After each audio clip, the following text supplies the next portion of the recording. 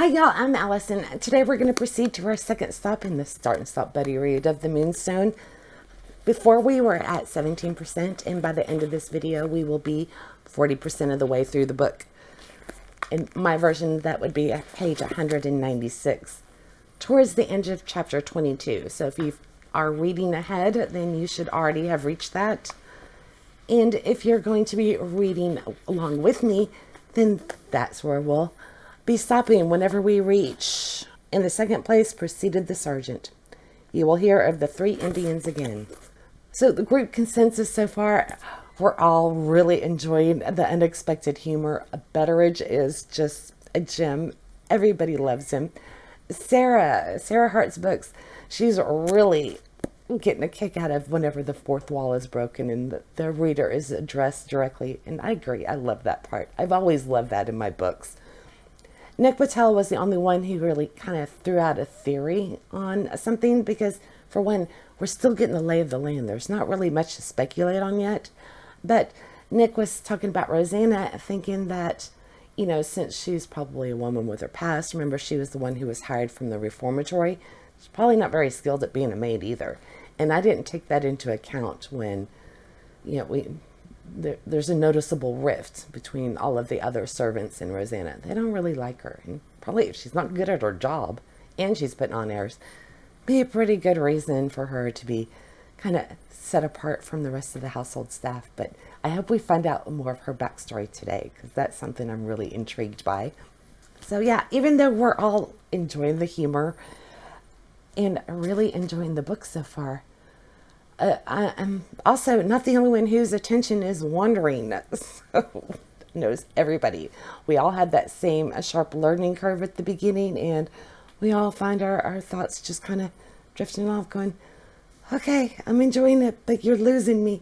Especially Wanda's having a hard time because Victorian literature is her least favorite among classics. So Wanda, thank you for being such a trooper and hanging in here with us. I hope it will improve as we get deeper into it. Once we get the mystery part actually going, hopefully it'll be a little bit easier for you. And I believe Wanda's also doing the audiobook with a ebook. And personally, I know for me, audiobooks, a narrator can make or break a book for me. It can completely ruin one that I absolutely love. So I don't know if maybe that's part of the disconnect, Wanda, you're having. Do you like your narrator? Is it a good one? And if it is, let us know who it was. Okay, only one other thing I wanted to point out. I went ahead and researched. I forgot to mention this in our stop 1.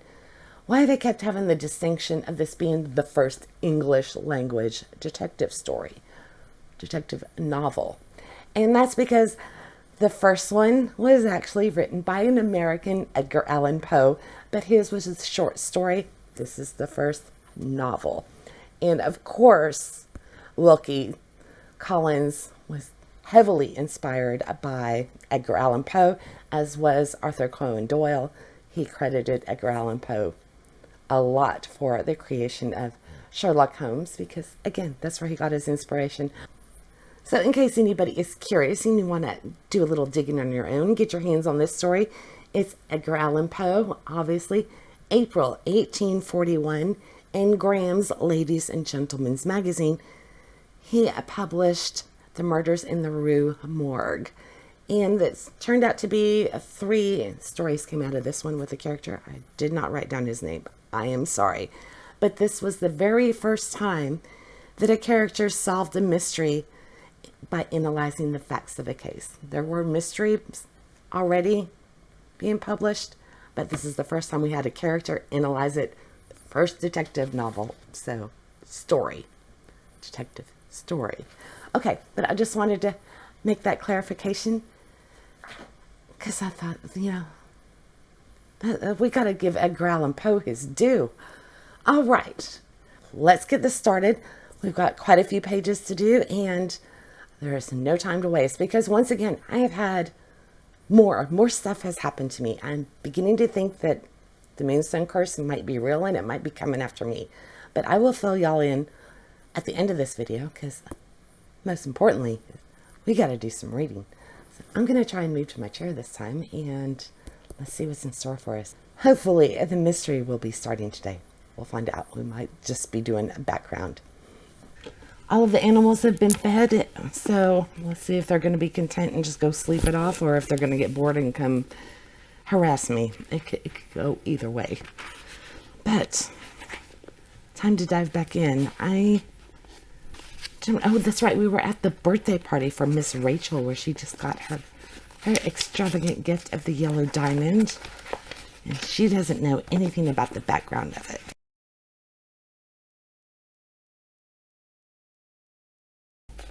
Since y'all like having the extra info from the endnotes and the footnotes, I will continue reading those. And we are starting off with one right away. So, just in case you don't remember, they were sitting down at dinner at this birthday party, and Mrs. Threadgall, she still talks about her husband in the present tense, even though he passed away years ago, and one of the guests didn't realize it. And that's where they were. There was an uncomfortable silence, and Betteridge gives Mrs. Threadgill a glass of Hock, which is white wine from Hockum, Germany. So, Hock is a white wine.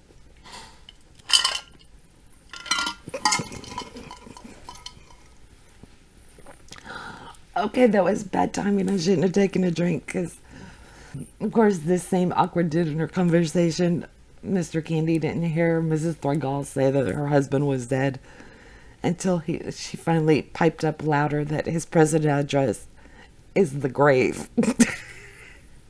I love the humor in this. And I am out of Diet Coke.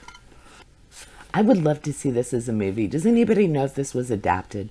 For some reason, I'm getting like Clue vibes. I think between the bouncers and Bettergrave and, this ridiculous dinner conversation, it seems like something right out of the Clue movie. Okay, that was a disaster of a dinner.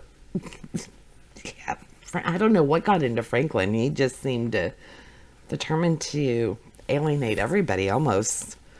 And there was another little footnote here, as I'm sure everybody's aware, but it was noted when the mistress rose and gave the ladies the signal to leave the gentlemen over the wine. It's because during the Victorian era, following dinner, it was the custom of well-off households for the women to retire to a separate room while the men smoke and drink. So the women would typically go off and maybe gossip, and the men would sit around and drink their liquor and smoke their cigars and typically talk politics, as I'm sure y'all are well aware. Good. I was hoping we would find out what Murthwaite said to the jugglers, and it looks like we're about to. So, Betteridge just escorted them off and returned to find Franklin and Murthwaite outside still. Yeah, so now it's confirmed that they're actually the Brahmins. Those are the ones which, thanks to the prologue, they're charged with guarding the Moonstone, which we knew that all along, but now the characters are finding out, or at least Betteridge is. Yeah, well, I'm not familiar or that familiar with Indian culture or anything. I do know about the caste system, and it was very, very important and integral to life, and it even dictates who they can talk to and everything. So the fact that these Brahmin left the country, and I didn't realize that was part of the caste system, though, them breaking it and just going somewhere else, that they mean serious business. So they wouldn't have batted an eye to take out Franklin to get the diamond back. And I do like how, it's very believable as Murthwaite is learning from Franklin, how he just happened to accidentally do everything right by arriving early, always being in, company, so he wasn't alone. And by arriving early, I mean to Lady Julia's house. By the way, that wasn't an endnote or anything. There hasn't been anything about the caste system so far in the book. When Murthwaite starts joking that it's gonna start raining and the Indians are gonna want their umbrellas, in a very cool way. He's not concerned about the threat from the Indians. And Betteridge said it was all very well for him to joke, But I was not an eminent traveler, and my way in this world had not led me into playing ducks and drakes with my own life. Ducks and drakes is a game of skipping stones across the surface of water. I never knew it was called that. That's kind of cute. We just call it skipping stones. I'm surprised to see the Victorians using the phrase, he's a man with a screw loose in his understanding. I wonder when that phrase originated. I would assumed it was more modern, having a screw loose. Sorry. So they're talking about the carriages, and the doctor's gig was waiting for him. A gig is a light, two-wheeled, one-horse carriage.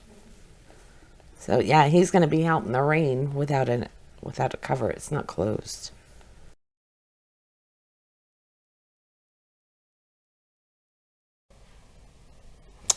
Okay, Penelope just came flying down the stairs. The diamond is gone. And I was just wondering, I didn't take note of what the final outcome was on where the diamond was going to be. I don't remember if it was going to be in Rachel's room or if it was going to her mother's, but I think that was the whole point of it. I don't think it was quite clear anyway. It was just the fact that that conversation was had in front of everybody. I think that was the important thing. I guess it was supposed to be in the India cabinet in Miss Rachel's room. Yeah, Penelope saw her put it in there the previous night. Okay, Franklin's going off to inform the police, and they immediately suspect the Indians, but I'm thinking it's an inside job. I'm thinking it was somebody inside the house. What do y'all think?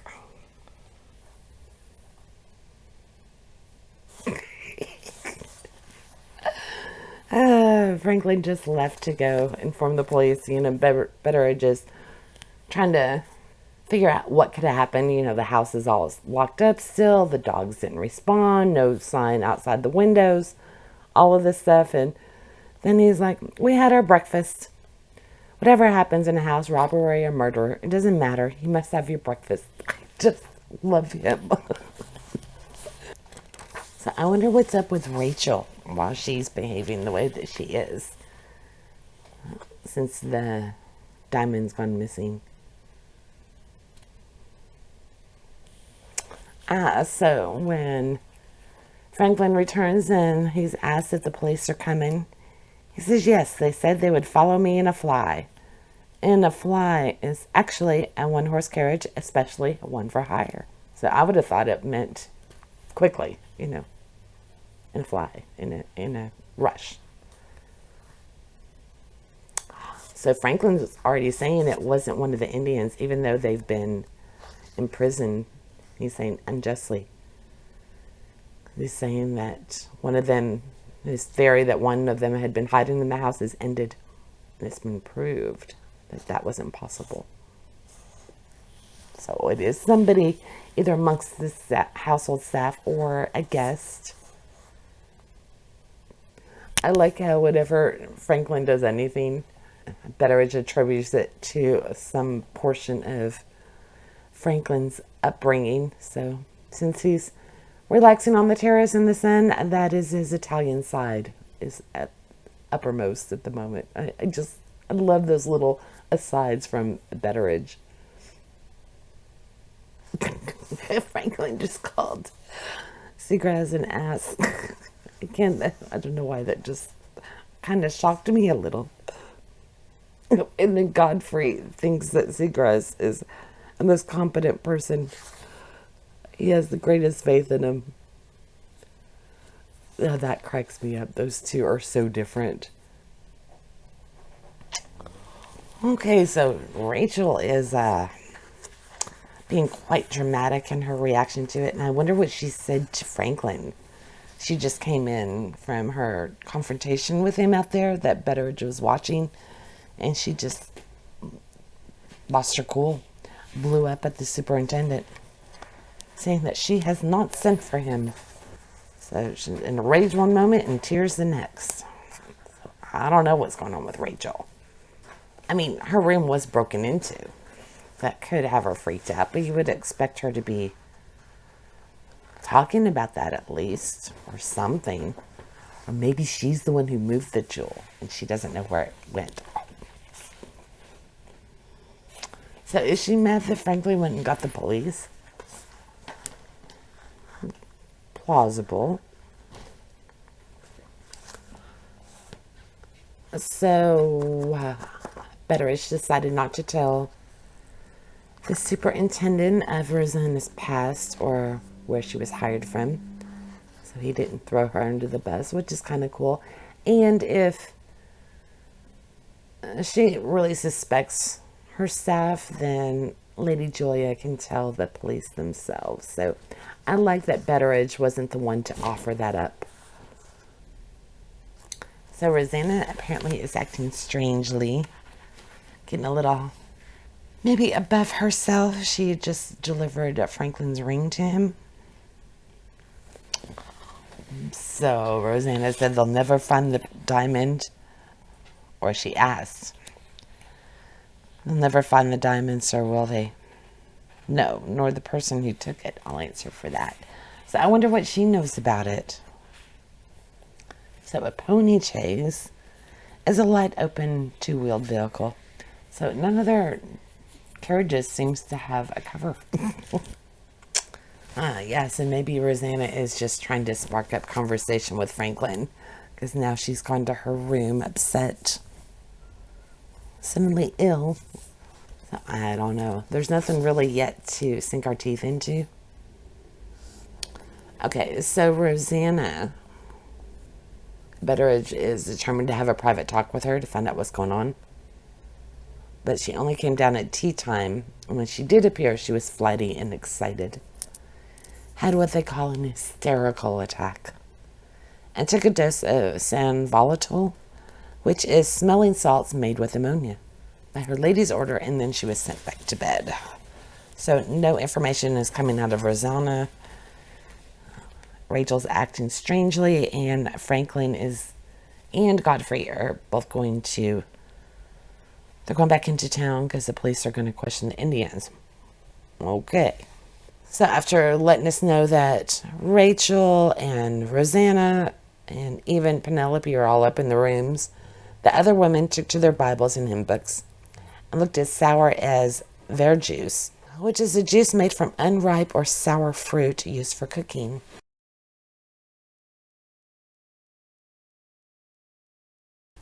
So it seems that maybe Rosanna wasn't upstairs ill in her room the whole time after all on Thursday, because the baker's man declared he had seen her with a thick veil on, walking towards the hall by the footpath.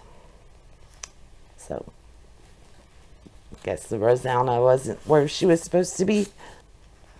It seems like the doctor got sick from going out in the rain in an open carriage.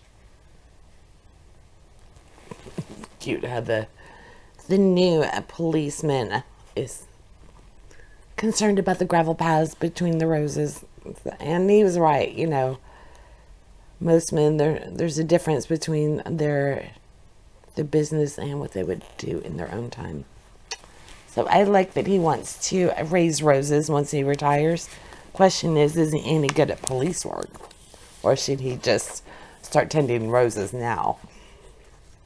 For some reason, it's starting to pick up for me now. Things were a little slow when I first started reading today. And I wonder if part of that is because this was intended to be read in small doses. Don't forget, it came out in a newspaper, or a magazine rather, and it was broken up into 26 segments. I really wish we knew where the natural breaking points were. Some of them are quite obvious to see that it's like, oh, here's the cliffhanger where it's like, wait till next week. But I don't think it's meant to be, what's the word I want? Not ingested, but it's not meant to be taken in big chunks. This would be the perfect audio. I would love this as an audiobook while I'm just relaxing upstairs, doing my diamond painting, probably listening to an hour and a half at a time. This would be exactly the kind of book I love to listen to while doing some kind of craft or some kind of project. I like the more, it's not formal writing or flowery. I love the tone in the manner. Anyway, let's get back to it. I guess I'm missing the significance of what, I thought there was a smudge on a picture. Small smear. Oh, just under the log. That's what I missed. Oh, I guess the India cabinet is much bigger. I'm picturing like a small jewelry box on top of like a dresser or something. Maybe this is more like a armoire. And it's got a lock. Okay. Small. I see. Oh, no. Wait. No. So it went all over the cabinet and all around the room. In due time, his course brought him to the door. Oh, the decorative painting. I forgot Rachel and Franklin painted the door. Okay. And there's where the smudge is. I missed that. And there was a smear just under the lock indicating that somebody got into Rachel's room. Okay. I see it now.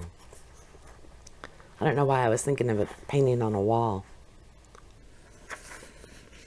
So is Rachel, has she been hypnotized? Is she mesmerized? And that's why she's behaving so oddly. So it seems like this new, the sergeant, seems like he actually kind of knows what he's doing. He's noticed the paint and narrowed down the time frame. And he also realizes that the superintendent did not come across well with the servants. And he's going to make an effort to smooth things out over there, because he will obviously get more information from them if they don't despise him, so they don't close ranks and they're more willing to talk. So I'm liking the sergeant so far. He seems to know what he's about.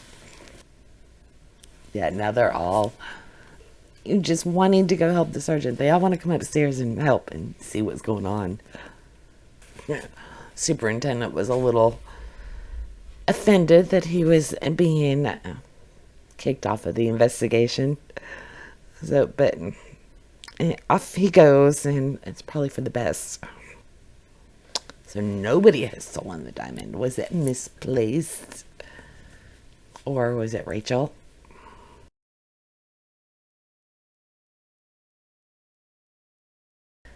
I like how Collins worked in to allow Betteridge to be present when Lady Julia has her interview with the sergeant.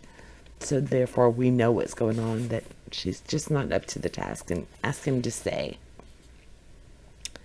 First attack of the megrims. I think those were migraines. Yeah, it's a migraine. Or more generally, attacks of depression or nervousness. And I'm not sure if I pronounced that correctly, so I'm going to put it on the screen for you. Okay, so it's boudoir in quotes every time, because that was it Franklin who called it a boudoir, and Betteridge just kind of taking a subtle dig at him for calling it that instead of a bedroom. I think that's what it was, right? I wonder what Lady Julia's aversion is to the sergeant, because she paled when she saw him, and she said he makes her uneasy. So I wonder what that's about. Again, I like how he's going to handle searching the servants' rooms again, looking for the stained clothing, by acknowledging that everybody in the household, even the family themselves, everybody's clothing will be searched, which they suspect that then the servants won't feel like they're being accused once again, if it's more evenly done. That's cool that Godfrey's leaving his luggage behind so it can be searched. Of course, I find him a little on the sleazy side, so I'm thinking he did it. But probably not. Because at first I was a little suspicious that he's leaving so quickly. But, he's willing to let his luggage be searched. Although he could have easily disposed of the stained clothing by now. Okay, and so before they start inspecting the clothes, or looking through the clothes, he wants the washing book, and that is a record of the household laundry. So, yeah, I guess they were taking notes on what was turned in with stains. I think that was a common practice. They would If something was staying, the household staff would note it and what was done to remove the stain, and even to the degree of how successful they were. At least from my understanding. Okay, so Sergeant Cuff recognized Rosanna. I realize I keep switching the name from Rosanna to Rosanna. So sorry about that. Since Miss Rachel won't let her wardrobe be searched, he's not going to search anybody's. I wonder if he was just looking for the person who would object. You know, that they potentially have something to hide. I wonder if that tells him just as much. Okay, the reference to "in a glass darkly" is from Scripture, and it's from the Bible. Paul's first letter to the Corinthians. For now we see through a glass darkly, but then face to face. Okay, and that, of course, is when Sergeant Cuff admits that he's not disappointed that Rachel wouldn't let him look through her things. He was suspecting as much, but he's not going to divulge anything yet.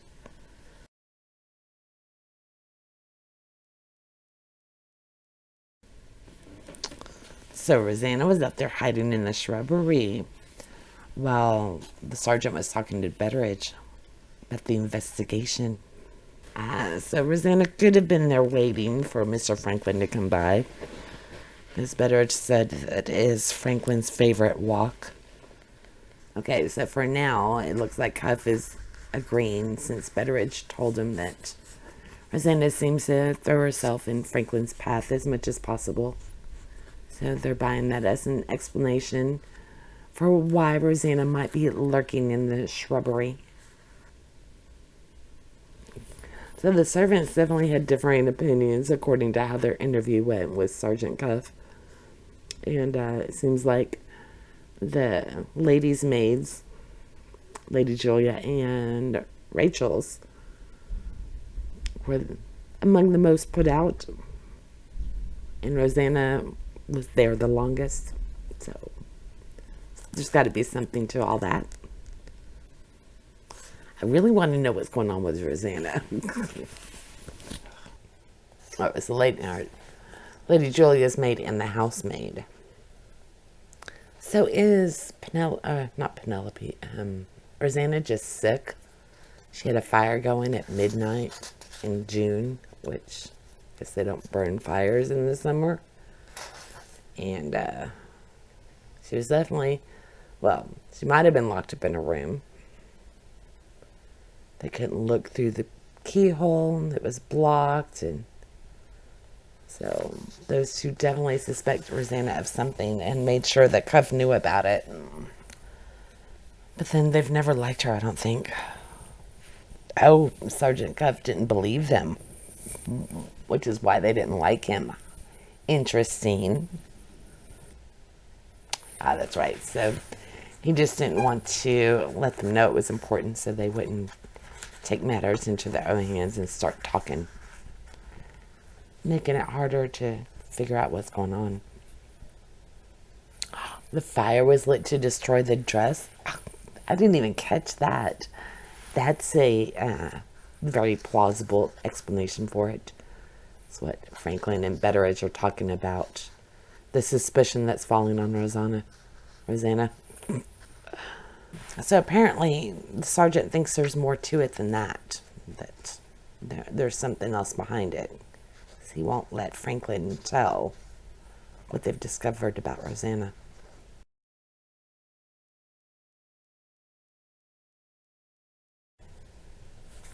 Okay, so Cuff had a really good theory on what Rosanna's been up to. She went to town so she could replace her stained garment. Oh, that makes sense. Okay, in case anybody's interested, they just arrived at the friends of Rosanna's in Cobhole's Yolande. And it said that, Sergeant Cuff is going a roundabout way of questioning the family. He starts out with the royal family and then the primitive Methodist, And it says that they are an evangelical movement founded around 1810 that was popular in Yorkshire and connected to the labor movement. It was noted for energetic, round, open-air meetings. It was pretty much making small talk. And then talked about the price of fish. And then he goes from that to the loss of the Moonstone. And then he mentions the spitefulness of the lady's maid and the housemaid towards Rosanna, who's their friend, who they're going to want to defend. So they'll probably say, well, no, she was here. I really like Sergeant Cuff. He's quite good at getting people to divulge information, and he's good at knowing how to approach things to set people at ease, so they will tell him more. So he wanted to find out if Rosanna was planning to leave there.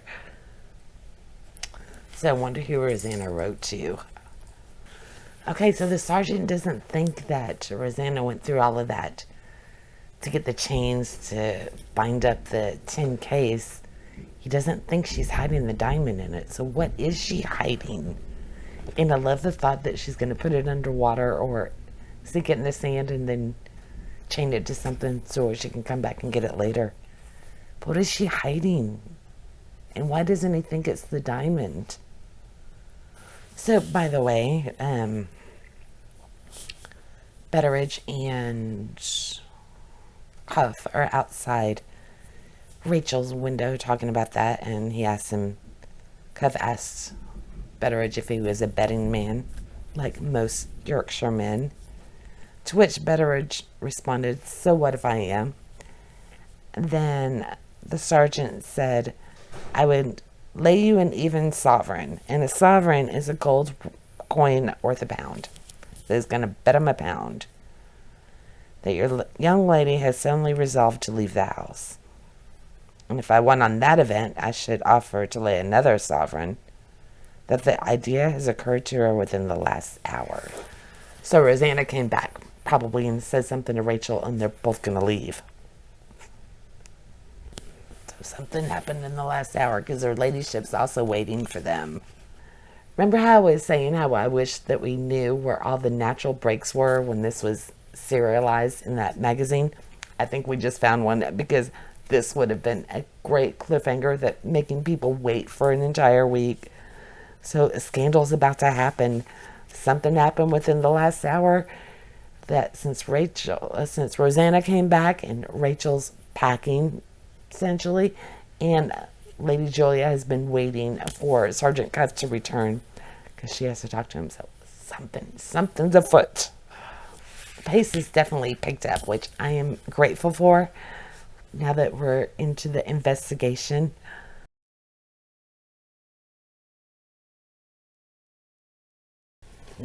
Finally, Betteridge just figured out something's up with Rachel.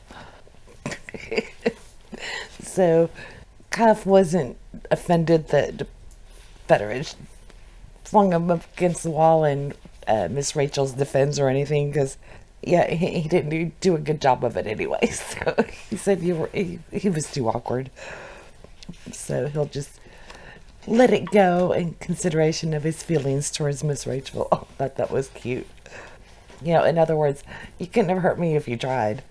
So Cuff is saying that Rachel stole her own diamond. That's what I was wondering from the beginning. Yeah, and Rosanna's part of it. But I'm wondering if, because she was hypnotized, when the jugglers were there and they were performing, did they somehow manage to hypnotize Miss Rachel? But then how could their instructions be delivered? So that part's probably really far-fetched. At least according to Cuff at this point. Rachel has had the Moonstone the whole time, and she took Rosanna into her confidence because she knew that everybody would suspect Rosanna. But wouldn't that make it easier to pin it back to her? Maybe not. I don't know. We will see. Yeah, Miss Rachel's acting like a entitled, spoiled little brat. So she just apparently threw a fit because she found out that she can't leave until after 2 o'clock in the afternoon the following day. Yeah, so it looks like Franklin He was just recanting his incident with Rosanna in the billiard room. And it seems that he's hoping Rosanna's the one who did it, because I suspect, he hasn't said it, but I suspect that he suspects that Rachel is actually the one behind the missing diamond. And he doesn't want that to be the case. And that's what Betteridge is assuming as well. Yeah, since Rosanna's done so much to make herself look suspicious, they're both kind of hoping that she actually did something, because they don't want Rachel to be the one who's behind it all. Their loyalties are to her first, which is understandable. But of course, it all points too easily to Rosanna, so there's something else there. Okay, so we got a little footnote. Said there was nothing there but a couple of empty tumblers and a strong smell of hot grog. And grog is rum mixed with hot water, sometimes flavored with lemon or honey. Is that a hot toddy? I don't know. And this was in Betteridge's room. Lily's over here constantly just pushing on my arm and stuff. I think because I just fed Jack, and I think she's trying to get a dessert out of it. I don't know. She's like, well, you fed the cat, feed me. But she already had her dinner hours ago.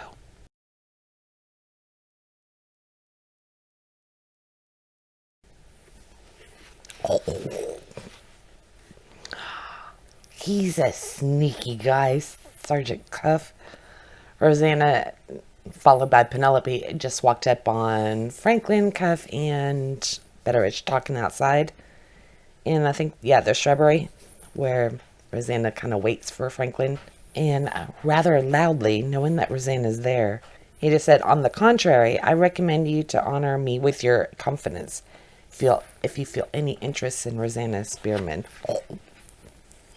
Talk about putting Franklin on the spot. Which, by the way, I don't think he's ever figured out that Rosanna has a crush on him, potentially. Oh, so he says, I've never noticed. I have no interest in her. She heard that and was easily led away. Okay, so I guess Franklin knew what Cuff was about. We will see. We will see. I don't know. You know, I wonder if Rosanna and Franklin actually knew each other before. She's acting really upset for thinking he has no interest in her. But, you know, she's a little too upset for a maid pining over one of the members of the family of the house that she's working in. You know, so there's probably, I wonder if there's something there. Either she's not, you know, we don't know her background. Maybe she is of a higher class, so to say, and they did know each other prior. I don't know, but something's not fitting right with her reaction to Franklin and her obsession with him, in fact. I mean, she could be obsessed with him even if she was, quote unquote, just the maid. But her reaction the way she is, that doesn't fit. I don't think she would delude herself that much. It would be more like a wistful fantasy, like, oh, you know, at least that's what I would assume. Okay, I really want to know what y'all think of what's going on with Rosanna. Let me know.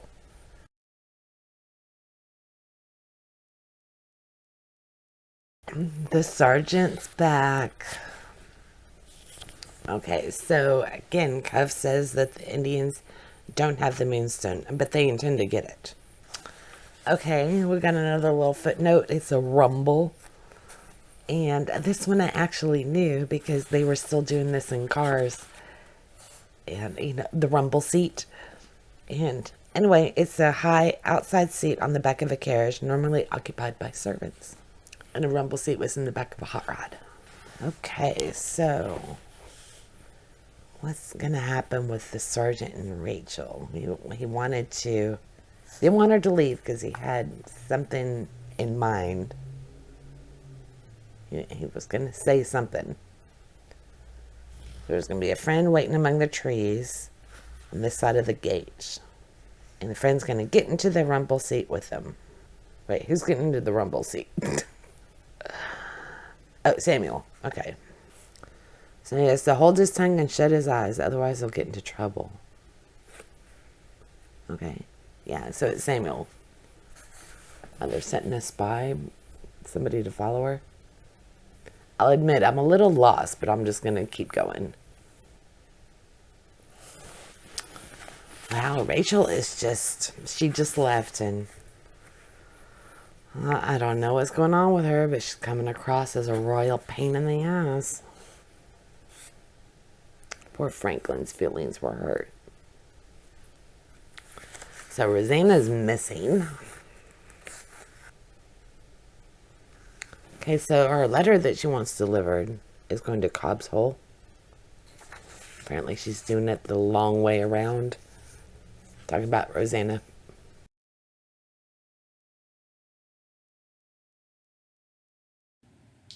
So did Rosanna knowingly walk into the shivering sand? And did she just commit suicide?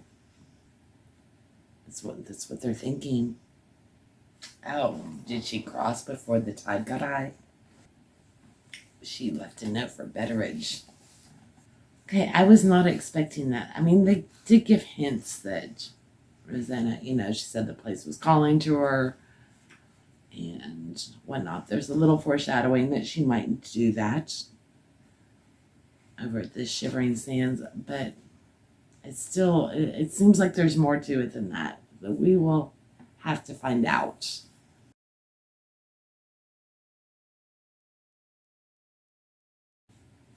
Okay, so Cuff wants another half hour, and then if Lady Julia still wants him to leave, he will.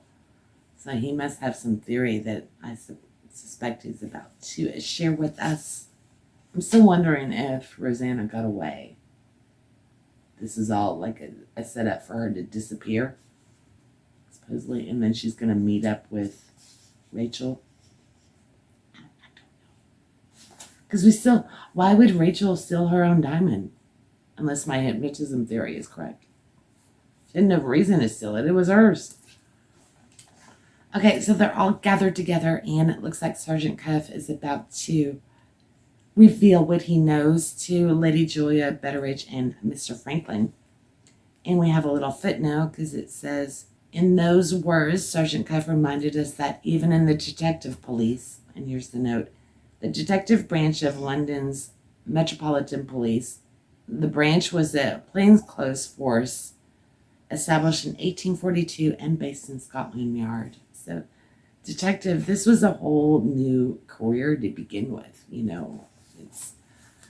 This is in 1860 when this came out. So, the thought of a detective is still kind of a new profession. Anyway, I thought that was worth mentioning.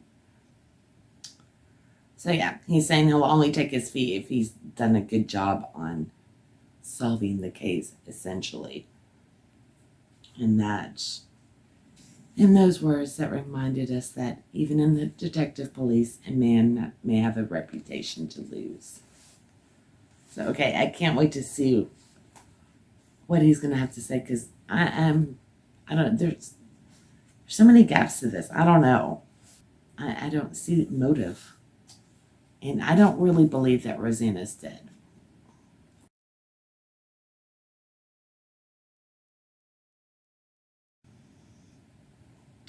So it looks like Lady Julia, no matter what evidence Sergeant Cuff is going to lay before her, she's not going to believe him because she knows her daughter and knows that she is not capable of carrying out this little crime charade. What would it be? Because she's not.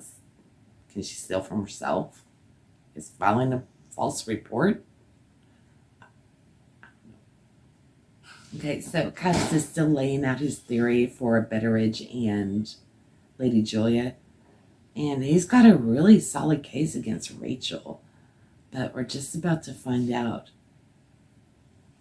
what he's thinking behind Rosanna's involvement in it. And I still don't know. While his reasoning and everything is sound. I still don't know. I think there's something else going on. So, because for one, we got a lot of book left. What in the world? So Rachel needed Rosanna to fence the diamond, basically, to cover whatever debts she has. And it has to be stolen because that way she can sell it and pay off her debts without anybody knowing. Okay. I say there is some motive there. It's all sounding very plausible.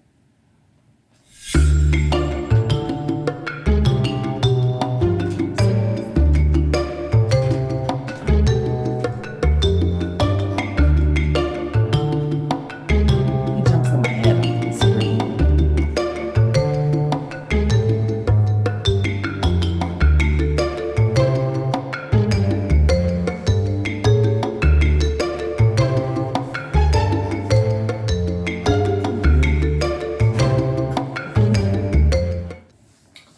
Okay, so Lady Julia is going to try to shock the truth out of Rachel by letting her know that Rosanna died. And she's going to be the one to deliver the news. So, dun, dun, dun.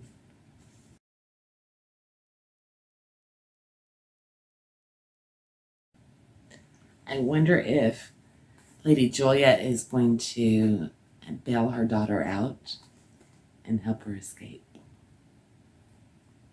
Because it is her daughter. I'm curious to see what she does. I wonder if Franklin's involved in the jewel. Because he has... Isn't he a gambler? Gambling debts.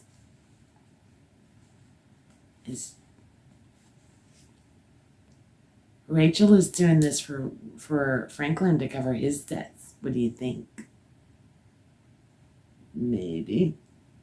Oh, and it looks like my hypnotism theory is shot out of the water. I thought that was a pretty good one. And Betteridge is back to complaining about all of Franklin's different foreign personalities. I forgot about that. I love Betteridge. Or I don't know. Franklin's talking about the objective and subjective views, and he's saying, how do you explain it with Rachel acting the way she is? Rachel, properly speaking, is not Rachel, but somebody else. Maybe I'm right.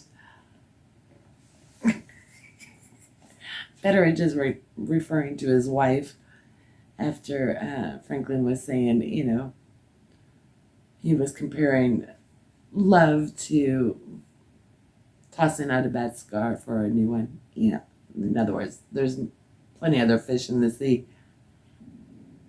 So Betteridge was saying, in the time of the late Miss Betteridge, he felt pretty often inclined to try his philosophy, meaning he wouldn't have minded swapping his wife for a different one.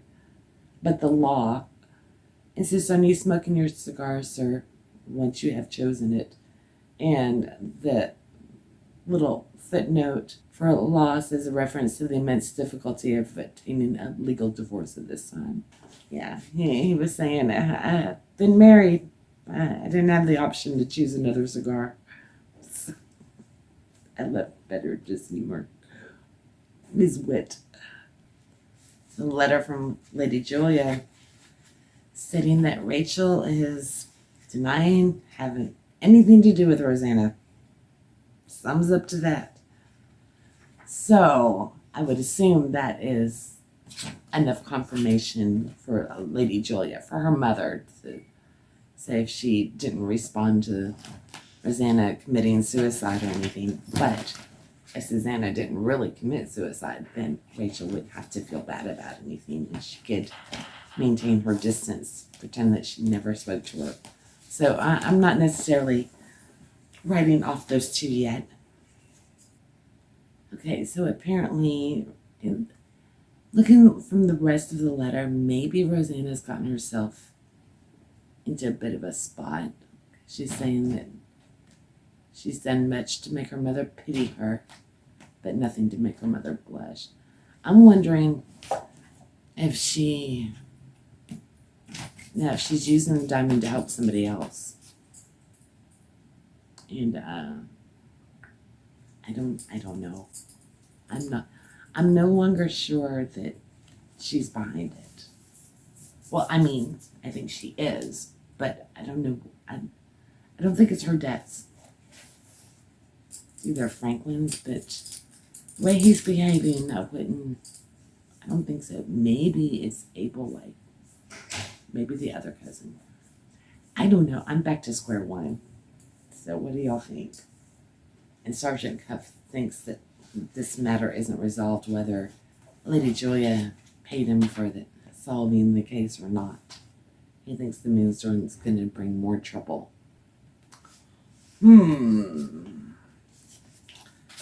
Okay, I just reached our stop, and we do have a little bit of conclusion, but not really. Because like you just pointed out, we don't know about the nightgown that Rosanna was making, the letter that's being sent to Cobb Place, the Yolanders, and I think that Rachel did just kind of hide the diamond. I think she's involved in it somehow, definitely. And I'm thinking she may have done it to help Franklin. Because, she was very angry at him. So maybe she was angry because she had to give up her diamond, which she really loved, to save him. Maybe. I don't know. I am enjoying it. I just wish I wasn't drifting so much at the beginning, because it happened again. I always have a hard time, it seems, of jumping back into it. But as I mentioned before, shortly after putting up the second part of our first stop, in fact, while I was responding to the comments and talking with Reed and Knit with Cheryl, we were talking, and I was like, yeah, I think the Moonstone cursed me, talking about the AC breaking and my fridge not behaving and whatever else it was I had. And I am not exaggerating at all. 3 minutes, just moments later, are this big bang from upstairs. I was just like, oh God, now what? Because I thought for sure the cats had knocked something over. So I was prepared to go clean up whatever mess they made. And I went and I found all 4 cats just taking separate naps away from each other. I was like, okay, well, what was that? And my son came out of his room. My mom came out of her room. Everybody heard this. So my son went to the room that's next to his, and it's the bathroom. And he was like, you're going to want to come up here. He said, I thought he said the towel rack fell off the wall. But he said some tiles fell off the wall. I heard towel. So I was like, what? Is there a hole in the drywall? I was like, great. I go up there. There's a whole section of the shower missing. I counted 35 tiles. So, since I last saw y'all, I've been researching that, looking for contractors and everything. I had one come out this morning. So, I don't know if it's a Moonstone Curse. I don't know what it is, but I am knocking on wood. Well, maybe this is... So, yeah, hopefully this video isn't going up late. I've got another contractor coming up on Friday, so I'm trying to do this, get everything ready, do my research. Picking contractors are scary because I don't want to hire the wrong one.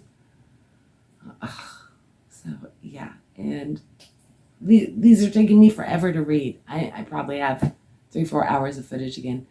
So, I am enjoying reading the book with y'all, and I'm hoping this isn't going to be late and another super long video. So I better stop yakking. Oh, we need our next stop. Okay, so the next time we're going to 61%. In case you didn't notice, we are currently in the first narrative. Our next stop is going to be within the second narrative, just a little ways into chapter 3. So whenever you say, I have every reason to believe, I answered, that one of them had an interview with me, ... that's where you're going to stop and put in your bookmark and wait for the next video to come out, and then we'll resume from there. Again, this is in the second narrative. It's chapter 3, and we're going to have Matthew Bruff's narrating, I assume. So, I'm curious to see what's going to happen when we switch. I'm going to miss Betteridge, though. All right, I've got a lot of work to do, and I will see y'all. All goes well, day after tomorrow, and I don't know if I'll be able to make my noon deadlines. Right now, I'm just trying to get them out, so whatever time these go up. If they are delayed, if it's going to be delayed, I will have it over in the community tab for you. Try and keep you posted there on when to expect them. All right, can't wait to hear what y'all think about it. Do you think Rachel is a guilty party or not? What about Rosanna? Is she dead? Is she not? I don't know. Lots to speculate on this time. And my battery died. So we're dealing with the phone audio. Don't know when that happened, but I will see y'all the day after tomorrow. Bye. My foot's asleep. Ow. It's going all the way up my leg.